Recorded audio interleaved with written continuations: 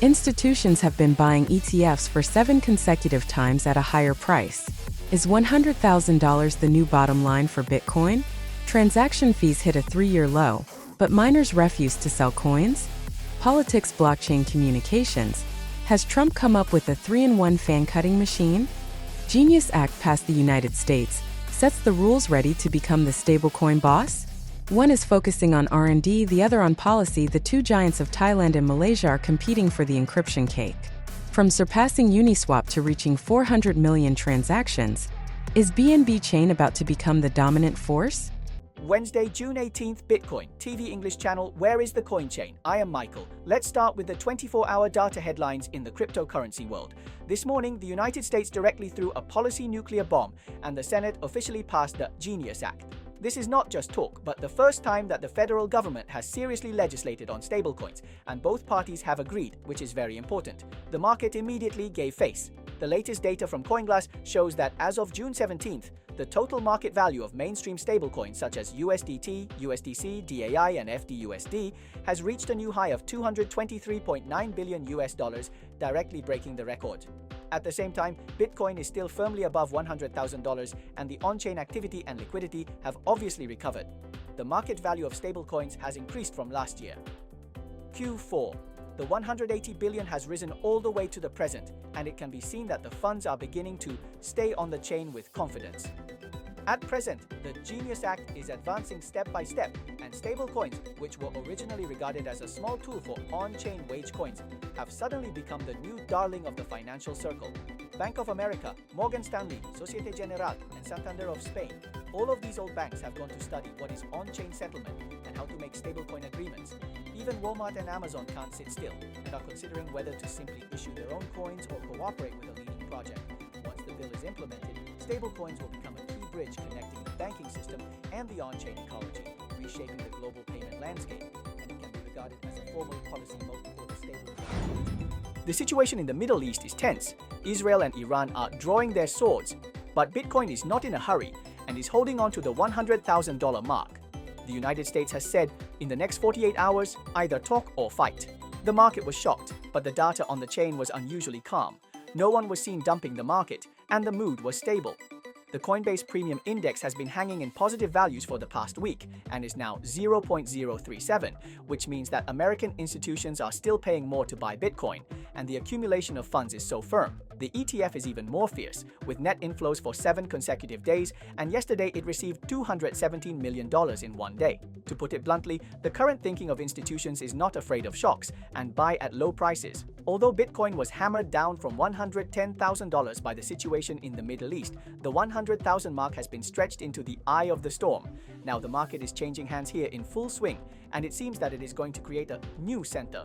What should we do next?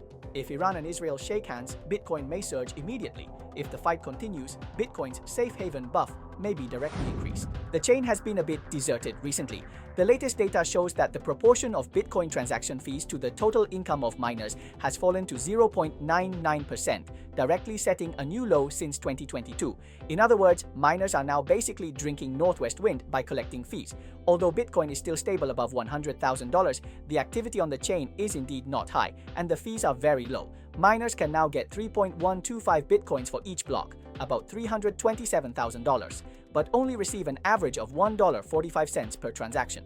To be honest, this income structure is quite tight. Now only those miners who use efficient mining machines and have cheap electricity can still hold on, and those small computing power miners are almost unable to roll. But what's interesting is that the miners did not rush to smash the market, but chose to quietly hoard coins and not ship them out. The mainstream mining pools on the chain have entered the wait-and-see mode, which has often appeared in the early stages of a bull market in history. So don't think it's cold now. Maybe this is an early bottom signal of miners voting with their feet. Once the on-chain demand comes back and the coins are less, the market may go crazy again. Please like and follow us to sort out the latest developments in the cryptocurrency, blockchain, and mining circles within 24 hours. Click the little bell to join the channel and become a member. You can get the Members Wealth password from Monday to Friday, when the mobile phone is no longer just a tool for making calls and sending text messages, but becomes your pass to enter the digital world. The whole set of game rules has completely changed. At this special moment of the 10th anniversary of Trump's announcement of his candidacy for president, his two sons, Donald Trump Jr. and Eric Trump, suddenly launched a Trump Mobile in a high-profile manner. This scene does not look like a simple sale of mobile phones, but more like a carefully directed political show. Partnered with some of the greatest people in the industry to make sure that real Americans can get true value from their mobile carriers. A big part of what we've done right now in the world has been focused on technology for people who have been underserved, whether that's been in crypto or anything else. But one of the places where we felt there was lackluster performance was in the mobile industry. And so with Trump Mobile, we're going to be introducing an entire package of products. So the question is this phone a real technological innovation, or is it another product that packages patriotic sentiment and is ready to harvest the wallets of Trump's die-hard fans? To understand this situation, don't just focus on the three words Trump.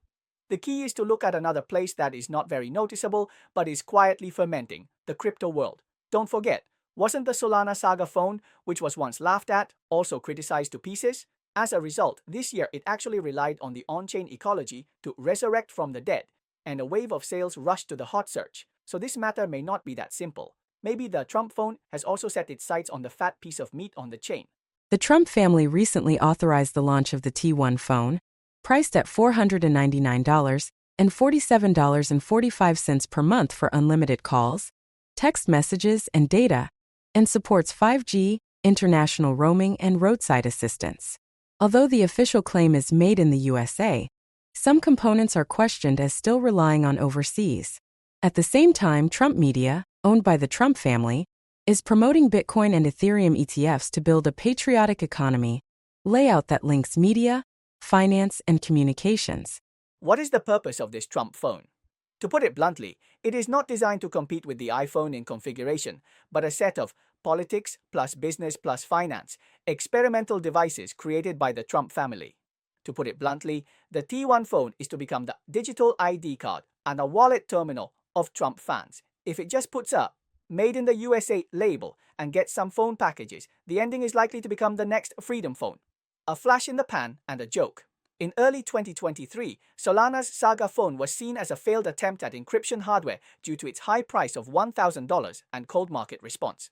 Even with a price reduction of $599, sales are still bleak.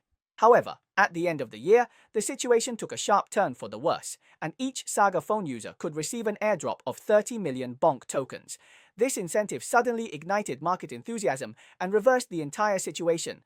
If the Trump family really learned Solana Saga's operations, such as airdropping DJT stocks or creating a MAGA coin and tying mobile phones to the real expectation of making money, then it may really be able to turn the Trump fan universe into a closed country with currency, blockchain, and mobile phones. Welcome to Political Consumerism 2.0. Recently, there has been new progress in the stablecoin bill in the United States. To put it bluntly, there are three sentences. First, you want to issue a stablecoin? Get a license first. Second, you say your coin is very stable, then use real money to back it up and arrange for US dollars and short-term US bonds. Third, you want to mix in the US market? You must accept supervision and audits. If you are a long-established stablecoin issuer like Tether or Circle, it is equivalent to the US government saying to you, come on, let's shake hands, accept my supervision, and I will approve you a license. After a long time of tossing, this bill finally has a prototype now. It may really be established next, and the global stablecoin market will also change. The U.S. Senate recently passed the Genius Act of 2025 with an overwhelming vote of 68 to 30, laying the first federal regulatory framework for the stablecoin market with a scale of more than $250 billion. The bill has now been sent to the House of Representatives to decide whether it will be officially implemented. According to the bill, all stablecoins must be pegged to the U.S. dollar at a 1-to-1 ratio and fully backed by cash and U.S. Treasury bonds with a maturity of less than 1 year. Issuers must disclose their reserve structure monthly, and projects with a market value of more than $50 billion must undergo annual audits. The stablecoin bill is now only 3 steps away from passing the House of Representatives, entering the White House, and Trump signing it. If these 3 steps are completed, the US stablecoin market will really usher in the compliance era. Although the current heat is still hyped, the future direction may be determined by this step. This may be the first step for the Trump administration to lift the crypto industry into the mainstream economic circle, and by the way, put the US dollar into wallets around the world. If the bet is won, the stablecoin will be the super tentacle of the US dollar inserted into the emerging market. But if the bet is lost, global funds may rush into the crypto bubble. At that time, it will not only be the currency circle that will explode, but also the traditional finance will follow.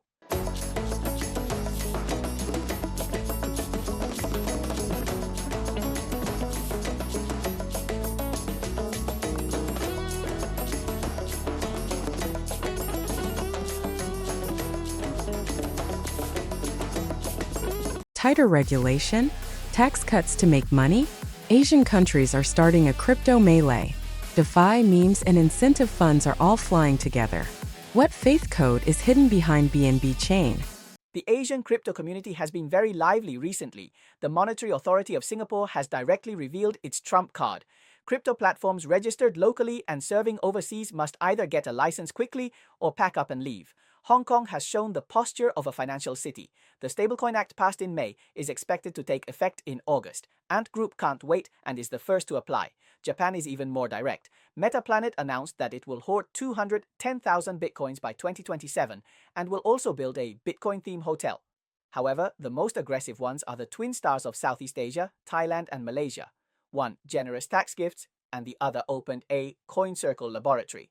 The Thai government recently announced that from January 1, 2025 to December 31, 2029, as long as you trade Bitcoin and other cryptocurrencies on a licensed platform, you do not have to pay personal income tax on the money you make. In fact, as early as 2024, Thailand has completely exempted 7% value-added tax on crypto transactions. This time, the tax exemption policy will be extended for another 5 years, showing its strong intention to promote the development of digital assets. ในที่สุดก็ผ่านกฎหมายในที่สุดนะครับดีใจกับทุกคนมากครับเป็นอีกก้าวหนึ่งที่เป็นก้าวสำคัญของวงการคริปโตเคอเรนซีของประเทศไทยที่ทำให้กฎหมายมีความยืดหยุ่นแล้วก็ก้าวทันโลกที่เปลี่ยนไปนะครับอเมริกาก็ยกเลิกภาษีคริปโตแล้วหลายๆที่ก็ยกเลิกภาษีคริปโตเคอเรนซีแล้ว In addition, Malaysia has officially launched the Digital Asset Innovation Center Plan, which is simply an encrypted version of a high-tech laboratory. This platform focuses on several areas, such as programmable payment, making the payment process smarter and more automated, developing a stable currency for the ringgit, and moving supply chain finance to blockchain to make trade financing more efficient and transparent. Malaysia is full of ambitions. Taking advantage of its status as the rotating boss of ASEAN this year, it simply put the Digital Asset Innovation Center on the table, making it clear that it wants to make a name for itself in digital finance and cross-border payments. And by the way, it has established its position as the leader of Southeast Asian financial technology. In addition, KuCoin in Thailand just obtained the Thai SEC license on June 13th and immediately set up a local compliance subsidiary.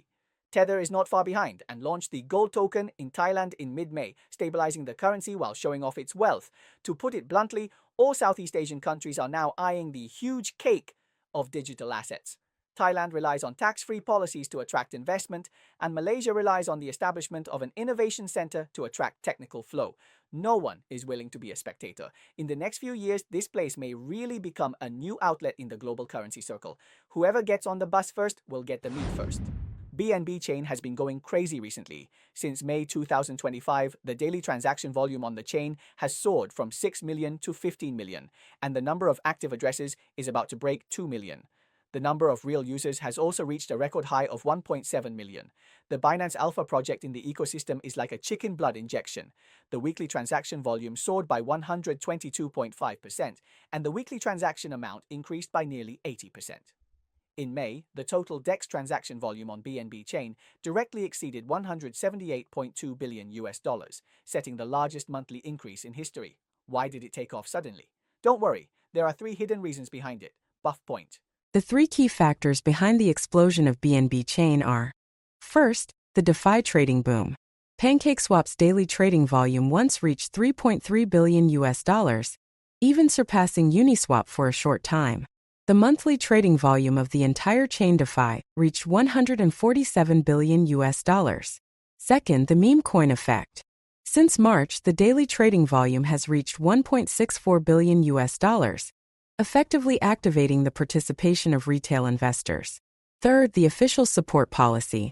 BNB Chain Foundation launched a $100 million incentive plan in April to support DeFi, AI, GameFi, and meme projects. The project can be launched in as fast as 1 week. The meme coins took off, right? So, but I think now might be a good time to sort of bring back the activities back onto utility tokens. In the final analysis, the real takeoff of BNB Chain still depends on its financial sponsor, Binance. Needless to say, Binance's influence is soaring. Once the network effect is activated, the liquidity will increase rapidly, and developers and users will rush in. Nansen's data is very interesting. It says that in the past 30 days, the transaction volume on BNB Smart Chain has soared to 405 million, a month-on-month increase of 243%, just like an accelerator. This wave of outbreak is also related to the Maxwell hard fork tested in May. The block time is reduced to 0.75 seconds, the transaction confirmation is fast, and the TPS has reached 123, even the high point of 2021. Even more fierce is the futures market. BNB's holdings have increased by 25% in 1 month. It seems that everyone is all in and betting that BNB Chain will reach new heights next. This morning, the account of Alon Cohen, co-founder of Pump.Fun, was banned by X platform without warning, followed by GMGN, BullX, Bloom Trading and Eliza's several well-known accounts in the encryption field, such as OS, also disappeared one after another, attracting widespread attention from the community. According to the SEC, Sun Yuchin's father Sun Weka acquired control of SRM Entertainment through a $100 million TRX pipe transaction, and the company will be renamed Tron Incorporated. The transaction was handled by Dominari Securities, which is related to the Trump family. Sun Weka served as chairman of the board of directors, and Tron executives took over the core governance. JD.com chairman Lu Changdong recently stated that JD.com is planning to apply for a stablecoin license from major global fiat currency countries and intends to issue stablecoins pegged to the US dollar and Hong Kong dollar to increase cross-border payment efficiency to 10 seconds and reduce costs by up to 90%. The Federal Reserve, FDIC, and OCC are considering lowering the enhanced supplementary leverage ratio for large banks from the current 5% to 3.5% to 4.5% to address the constraints that capital rules impose on transactions in the $29 trillion U.S. Treasury market. According to official information from the Hong Kong Securities and Futures Commission, Hong Kong BG Limited (BGE) has obtained the virtual asset trading platform license from the Hong Kong Securities and Futures Commission. Okay, the above is the main content of today's program. Our channel focuses on valuable news in the currency circle, chain circle, and mining circle. There are news information and in-depth special reports. If you think our channel is valuable, you are welcome to forward and follow it. You can also become our member and receive the member wealth code from Monday to Friday. Let us become rich together and add a zero to our assets in the bull market. See you tomorrow.